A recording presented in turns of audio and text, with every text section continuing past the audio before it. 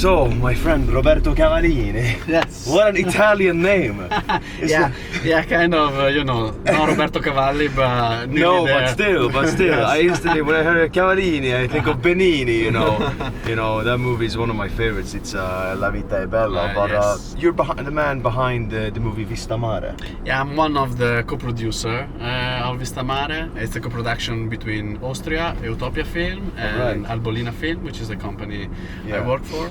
Tell me more about this film. Yeah, the film comes from the willing of the two directors, Julia and Florian. They are from Südtirol, so they are from Bozen, but they live in Austria. In our area, and also in Austria and Germany, the perfect summer location to go on holiday is the Adriatic coast, from Jesolo to Rimini, Riccione, these are, and it's also historically a place where mass tourism has been kind of invented. I'm talking about 50, 40 years ago. So a kind of lab where, all the beaches we are talking about 100 kilometers of beaches that are predisposed, prepared every year for a huge, we're talking about millions and millions of tourists coming every year from all over the world. So Julia and Floria used to go there when they were kids. Yeah. And they had these memories. And as documentary filmmakers, they want to kind of check it out and try to see how it is now, and especially after the COVID and the pandemic, how the workers were dealing with it. And in fact, what the film tries to do is to cover a season from March to October, and you don't see tourists. There are no interviews. It's a very static observational documentary, and you have only the point of views of the workers, seasonal workers, on the hotel, on the beaches, on the amusement parks, on the concerts. I mean, everything, that when you go on holiday, there's a kind of package of things that you want to do. Exactly. But you have, that there are people working, but they are some kind of invisible. So the documentary is trying to do this. So is that, that is like, I was going to ask you, what made you want to get involved with this project? I guess it's to lift up these people who are sort of sometimes seen as invisible. Exactly. Yeah, the idea of Julia Floria was to take the viewer into this sort of loop where you get to know these people behind the curtains, and also the people that are somehow trapped in this machine, because it's a really huge machine, and everybody has a little task to do, but it's on the 24 hours scale, it gets and I think the Adriatic coast, it's a quite good place to observe this, because as I said before, it's a sort of place where this idea of mass tourism was implemented like 40, 50 years ago, and then only later, we have the big resort in the 90s built up in Sharm el-Sheikh, in the Red Sea, and so on and so forth. But that's just to give like a historical perspective, and that's important because there is also a little bit of irony in their aesthetic style in the documentary.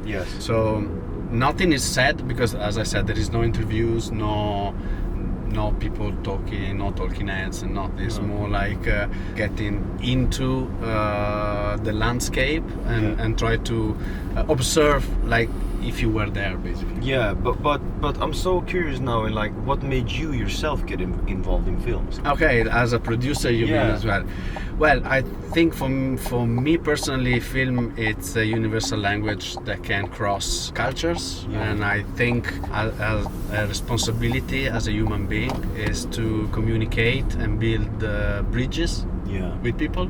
In my life, I found that film is actually the tool and the medium to do that, and as a producer, I feel the responsibility to make those ideas of the filmmakers, of the artists. And then it's thanks to festival, like very happy to be here in Stockholm, because it's thanks to festival like this that we can show the film Yeah, but you just went from producer to now poet as well.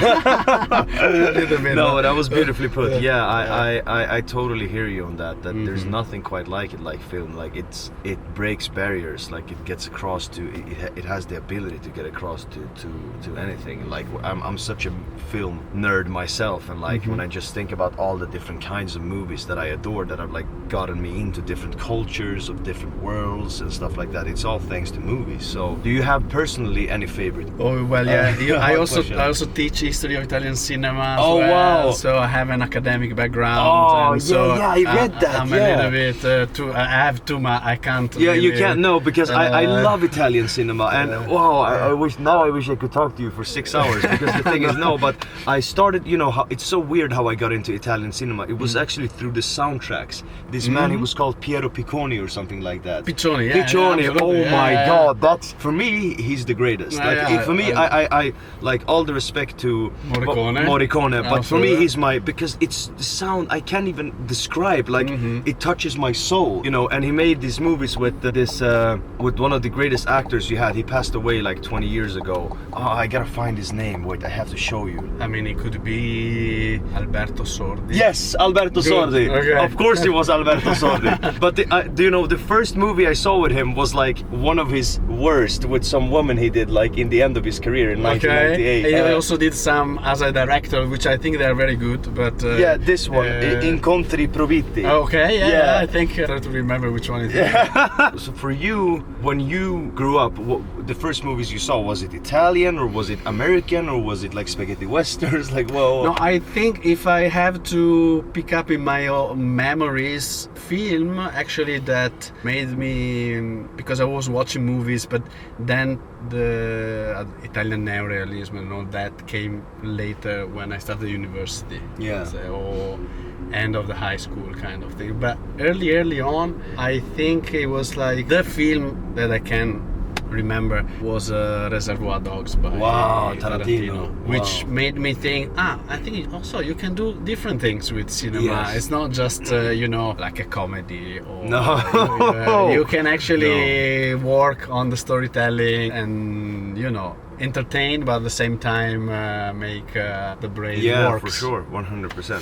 So I can say that today, but maybe in a week time you ask me again. Yeah, I can change, but yeah. So where do you reside now? You live in Italy now? I live in Italy, yes. Yeah. I live in Trento, in the Dolomites. In the Dolomites. So. Yeah, and the company is based in Bolzano, Albolina Film. So I'm based there, yes. Yeah. And that's where we produce and co-produce internationally as well with other companies, with Italian emerging directors, but also European directors. So I mean, our company tries to make a European cinema. So as I said before, to cross exactly the borders and wonderful, and try to use film to do that. And there are plenty of stories, interesting stories to tell. So yeah. Wow, Roberto, that's honestly like wow, what a story, and so wonderful to hear. Because for me, movies have been really like movies have been my life. So to hear you say that the reasons behind why you're doing what you're doing is truly beautiful. What are like the future projects for you? We have been working this year on a debut film, co-production with Luxembourg and Austria. It's a tragicomedy by Eileen Byrne. Yeah. And we just finishing shooting now, and we're probably coming up in 1 year and a half. And I'm currently developing a fiction film. It's a queer film. It's the story of 3 drag queens from Italy. Yeah. They move from a city to a alpine village and create a huge mayhem. So we are developing now. We are in the script stage with that at the moment. Okay, cool. That's really cool. How long did it take to write?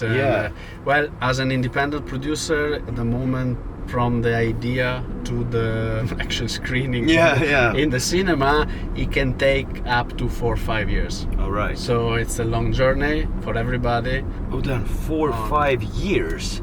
Wow. It takes a long time. It takes strength. It takes also a lot of psychology to the work with the directors, because it's a long journey to go through the development, the financing. The shooting is relatively shortest moment because a couple of months it's done. You do it, but to prepare that is getting very.